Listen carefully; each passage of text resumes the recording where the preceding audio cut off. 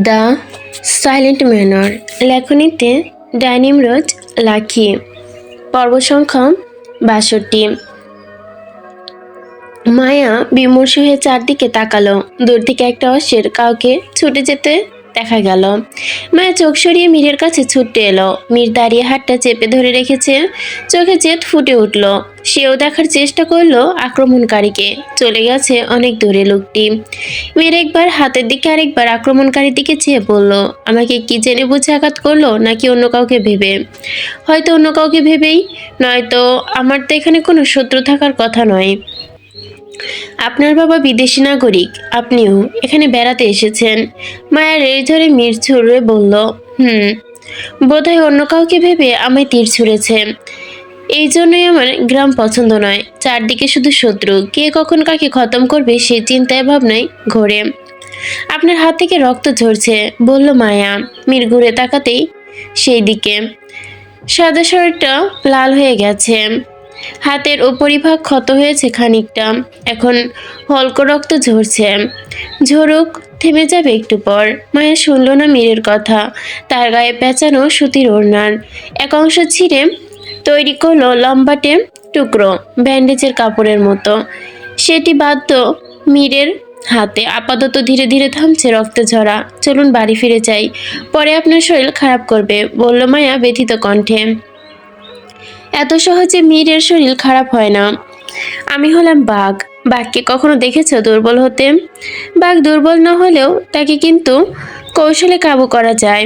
মীরের কাছে কৌশলে হারও মানে ধরে ফেলি অন্যের কৌশল। ছাই। মায়া তোয়াক্কা না করে মীরের প্রসঙ্গ উড়িয়ে দিল। হরিণ শিকার হলো, চলুন জঙ্গলের ভেতরে যাই। জঙ্গলের ভেতরে জঙ্গলি থাকতে পারে, জঙ্গলের বাইরে চলে যাই চলুন। সুন্দরী মেয়েদের দেখলেই ঝাঁপিয়ে পড়ে। এরপর ওরা যদি তোমাকে আক্রমণ করে? আপনি আছেন কি করতে, আমাকে বাঁচাবেন?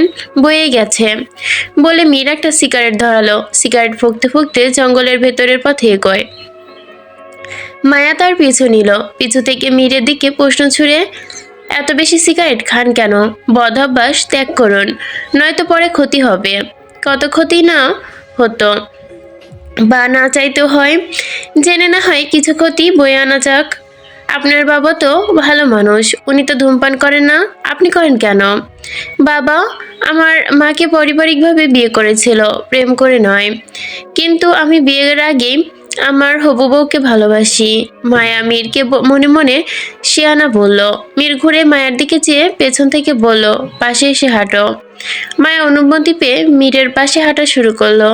দুজনের হাত অবশ্যই লাগাম ধরা।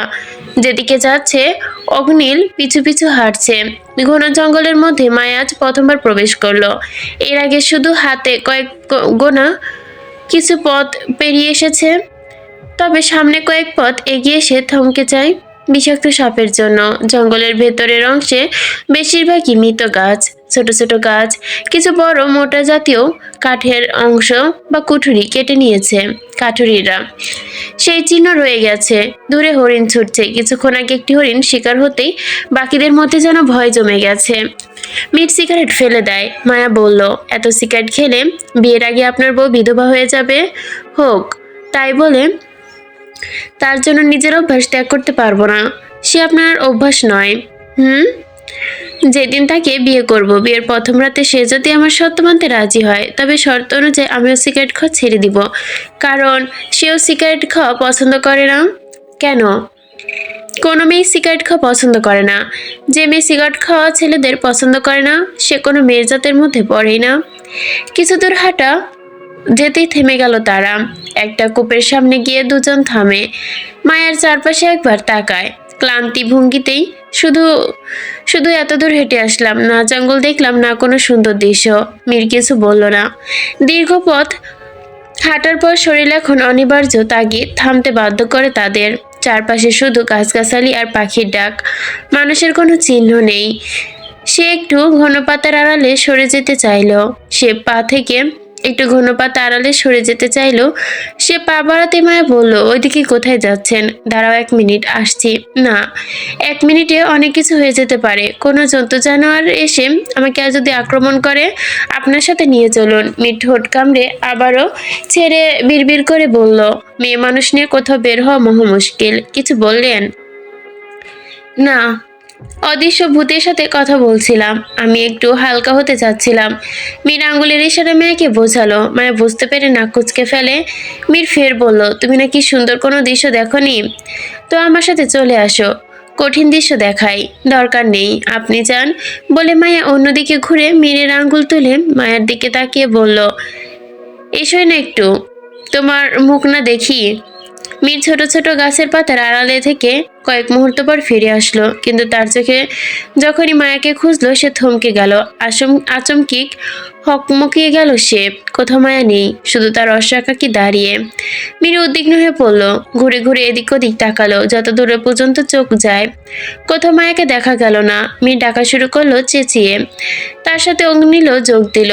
এ রেশধ্বনি তুললো, যেন বলতে চাচ্ছে মায়াকে কেউ দেখেছে। ও দেখেছে মায়াকে নিতে।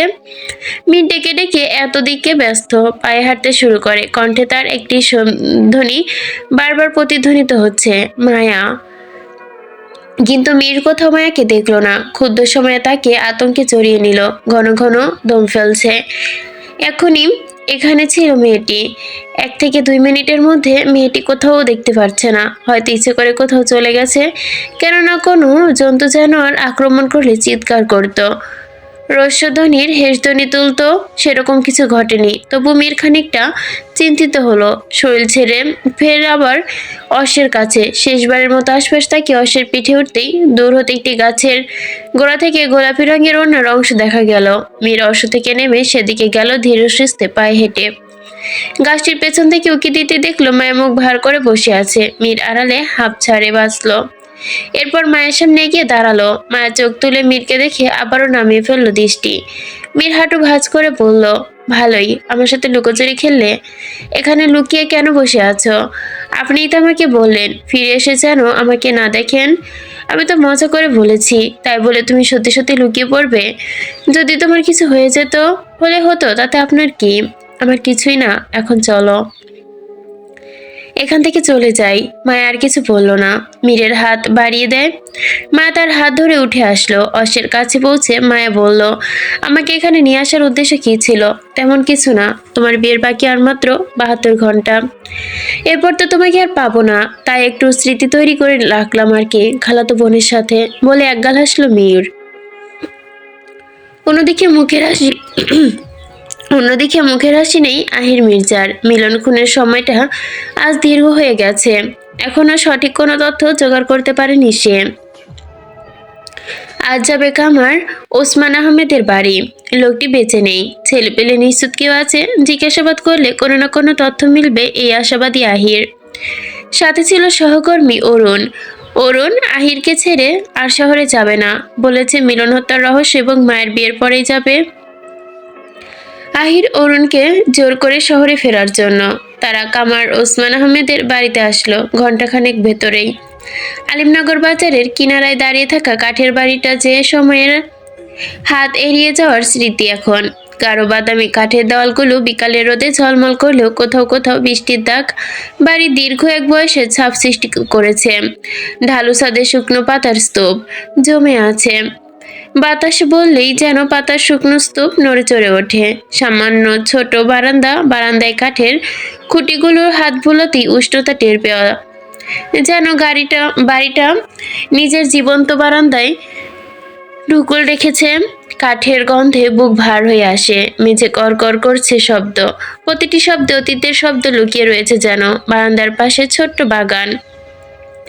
বাগান থেকে নরম আলো এসে পড়ছে দেওয়ালে। আলো ছায়ার খেলায় ঘরটা আরো গভীর লাগছে। অরুণ দ্বিধাবোধ করেই গলা পরিষ্কার করে খেলোর কণ্ঠে ডাকে, কেউ আছেন? আমরা দরকার এসেছিলাম, বিনা কারণে আপনাদের বিরক্ত করতে আসিনি, তাড়াতাড়ি আসুন। বলে দাঁতগুলো বের করে আহিরের দিকে তাকালো। আহির কটমট করে চোখে তাকায় অরুণের দিকে। চাপ গলায় বলে, অচেনা বাড়িতে সেভাবে কেউ একজনকে ডাকতে জানো না কিভাবে ডাকতে হয়? আগে বলেছ আমরা বিরক্ত করতে আসিনি। শোনো, যখন কাউকে জিজ্ঞাসাবাদ করার জন্য, তখন তাকে বিরক্ত করাই হয়, বুঝেছ? বুঝেছি। অরুণ বলেই মাথা নত করে ফেলে। পুনরায় মাথা উঁচু করে ওসমান আহমেদের ঘরের মূল ফটকের দিকে তাকায়। আমরা অল্প কিছুক্ষণ কথা বলে চলে যাব, এখন আসুন। কথাগুলো অরুণ মিনমিনিয়ে বলে। আইনুরের কর্মকাণ্ড দেখে নিজেই কপাল নিজেই চাপড়ায়। ঘরের ভেতর থেকে একজন তরতাজা যুবক বেরিয়ে এলো। গায়ের রং কুচকুচে কালো, পরনে সাদা রঙের লুঙ্গি, ময়লা জমে আছে তাতে, ধোঁয়াশা হয়ে গেছে, ফতুয়া রং কালচে। বয়স দেখে বোঝা যাচ্ছে 30-এর ঊর্ধ্বে। যুবকটি লুঙ্গি ধরে আহিরের সামনে এসে দাঁড়ায়। বলল, ডাকেন কে লেগা? অরুণ আহিরকে সরিয়ে দিয়ে বলে, আমি রেখেছি, আমি গোয়েন্দা, আপনার বাবার হত্যার তদন্ত করতে এসেছি। যুবক প্রথমে অরুণকে পর্যবেক্ষণ করলো, বলল, আপনার দেখে তো গোয়েন্দা মনে হয় না, চেলা চেলা লাগে। আহির এহেন কথা শুনে আড়ালে হাসলো। অরুণ অপমানিত বোধ করলো, ঘাড় ঘুরিয়ে এবার আহিরকে দেখলো। পুনরায় যুবকের দিকে টান টান গলায় বলল, আমাকে চেলা চেলা মনে হচ্ছে? আপনার সাহস তো কম না। অরুণ থেমে গেল। রাগে গজগজ করতে করতে পুনরায় বলল, জানেন এই পর্যন্ত আমি কটা কেস সমাধান করেছি? মিনিমাম 50টা। যুবকটি স্বাভাবিক ভঙ্গিতে বলে, কেমন সাহায্য করবার পারি তাই কন, এত কথা বাদ রাখেন। আপনার বাবা কিভাবে মারা গেছে? অরুণের প্রশ্ন শুনে কিঞ্চিত আশ্চর্য হলো যুবক। আহির এবার হাসি ধরে রাখতে পারলো না। আহির অরুণের কানের কাছে মুখ নিয়ে ফিসফিস করে বলে, এভাবে প্রশ্ন করলে তোমাকে জনগণ পেটাবে। কেন স্যার? তুমি প্রথমেই বলেছো আপনার বাবার হত্যা তদন্ত করতে এসেছি, দ্বিতীয়বার জিজ্ঞেস করছে আপনার বাবা কিভাবে মারা গেছে। এটা থেকে বোঝা যায় যে আসল গোয়েন্দা কে আর চেলা কে। স্যার, আপনি আমাকে চেলা বললেন? অরুণের প্রশ্নের জবাব না দিয়ে আহির যুবকটির সম্মুখে অগ্রসর হয়। আমি ডিটেকটিভ আহির মির্জা। কিছুদিন আগে মিলন নামের একজন খুন হয়। সেই খুনের তদন্ত করতে গিয়ে আপনার বাবার খোঁজ পাই। জানতে পারি উনিও খুন হয়েছে। যুবকটি কিছু বলল না, মাথা নিচু করে লুঙ্গিটার দুভাঁজ করে কোমরের হাঁটুতে গুটে নিল। এরপর চোখ তুলে বলল, ঠিক শুনছেন, বহেন, সব কইতাছি। আহির গিরদৃষ্টি নিয়ে বসলো। পাশে বসে অরুণ। যুবকটি কাঠের একটি ভাঙা চেয়ার টেনে এনে আহিরের আগ বাড়িয়ে বলল, আপনার নাম কি? যুবকটি জবাব দিল, আমি আকবর। ওসমান আহমেদের খোঁজে আইছেন তার পোলা। মিলন যেদিন খুন হয়েছে আমার আব্বাও ওই দিনই খুন হয়েছে। আব্বা ওই দিন কামের ব্যাপক চাপ আছিল, রাত কইরা বাড়ি ফিরতে আইছিল। অমন সময় জমিদার বাবুর তাঁতশালা থেকে কিছু মেয়েদের কণ্ঠ পাই, ছুটে যাই। আব্বা ভাবছে হয়তো কোনো মাইয়া মানুষ বিপদে পড়ছে, কিন্তু যাওয়ার পর উনারেও ছুরিয়াঘাত করা হয়। আব্বা কোনো রকম জানলে বাড়ি অব্দি আইছিল, অস্পষ্ট কইরা এই কথাগুলো করো সুযোগ পাইছিল। এরপর শেষ নিঃশ্বাসই ত্যাগ করে। আকবর একটু থেমে বলে, আহিরের কৌতূহল যেন আরো বেড়ে যায়। গতকাল দোকানের বক্তব্য আজ আক্তবের বক্তব্য বেশ ফারাক। আপনি মিথ্যা বলছেন, আপনার বাবা বেশ অনেকদিন আগে খুন হয়েছে, মিলন হত্যার আগে। আহির ঘ্যাট খুলতে খুলতে বলল। আকবর নরম গলায় বিরক্তি ভঙ্গিতে বলে, না সাব, আমার আব্বাই খুনের সংবাদ হয়তো বাজারে চায়ের দোকানে মুজিব চাচাই দিছে, উনি ঠিক মতো সবকিছু মনে রাখবার পারেন না। আহিরের মেরুদণ্ড সোজা হয়ে বসলো। আকবরের কথায় কিছুটা সত্যতা পাওয়া গেল। ওসমানের তথ্য দেওয়া দোকানদারির হালচাল ঠিক ছিল না। গলা পরিষ্কার করলো আহির, আপনার বাবার কোনো শত্রু ছিল? না সাব, আপনার কাছে অনুরোধ, আমার আব্বার খুনিরে আপনি নিজ হাতে শাস্তি দিবেন, অনেক খুঁজা বাহির করবেন। আকবরের চোখে জল মুছল, তবু যেন বিন্দু বিন্দু জলে দেখা যাচ্ছে। কিছুক্ষণ থেমে আহির বলল, আপনার বাবা নিশ্চয়ই এমন কিছু দেখেছিল যা ওনার দেখা মোটেও ঠিক ছিল না, যা দেখার বিনিময়ে ওনার প্রাণ দিতে হয়েছে। আচ্ছা, ওনার মৃত্যুর আগে আর কিছু বলে যেতে পেরেছিল? মনে বা কাকে ওনার হত্যা করেছে? আকবর বিমোহিত চেহারায় কিছু ভাবলো, ভেবে সেকেন্ড কয়েকবার জবাব দিল, জমিদার বাড়ির এইটুকু শব্দ কইতে পারছিল। আহির গম্ভীর চিন্তায় ডুব দিল। বা হাতের তালুতে ভর রেখে ঠোঁটের ফাঁকে কনিষ্ঠ আঙ্গুল প্রবেশ করালো। মুহূর্তে হাত সরিয়ে জিএস লেখা ছুরিটি বের করলো। সেটি আকবরের দিকে এগিয়ে দিয়ে বলল, ভালো করে দেখুন তো, এটা আপনার বাবা বানিয়েছিল কিনা? আকবর সময় নিয়ে বলল, এই ধরনের ছুরি আব্বাই বানাইতো। এইটা আব্বার মরণের কয়েকদিন আগে বানাইছে।